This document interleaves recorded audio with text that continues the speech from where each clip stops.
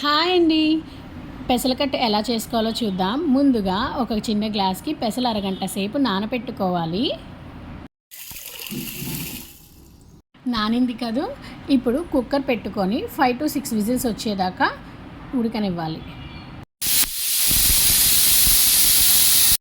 ఆవిరి పోయాక చూస్తే మెత్తగా ఉడికిపోయిందండి. చూడండి ఎలా ఉడికిపోయిందో, మెత్తగా ఉంది కదా!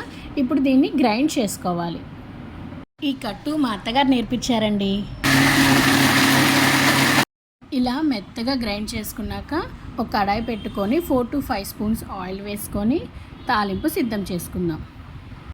ఆయిల్ కాగే లోపల తాలింపులోకి ఆవాలు, జీలకర్ర, మినప్పప్పు, ఎండుమిర్చి సిద్ధం చేసుకోండి. సన్నగా అల్లం కట్ చేసుకోవాలి. ఇంకా సన్నగా పచ్చిమిర్చి కూడా కట్ చేసుకొని కొంచెం కరివేపాకు, కొన్ని వెల్లుల్లిపాయ రెబ్బలు తీసుకోవాలి. ఆయిల్ కాగిపోయిందండి. ఇప్పుడు తాలింపు వేసుకొని ఒకసారి ఫ్రై చేసుకోవాలి.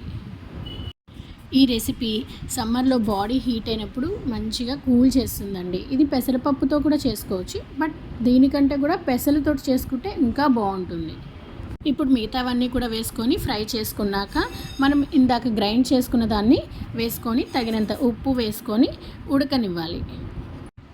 ఒకసారి బాయిల్ అయింది కదా, ఇప్పుడు స్టవ్ ఆఫ్ చేసుకుందాం. రాచిప్పులో స్టవ్ ఆఫ్ చేశాక కూడా ఒక 5 మినిట్స్ బాయిల్ అవుతుందండి. వేడి వేడి పెసలకట్టు రెడీ అయిపోయింది. మరిన్ని వీడియోస్ కోసం నా ఛానల్ని సబ్స్క్రైబ్ చేసుకోండి. Thank you for watching.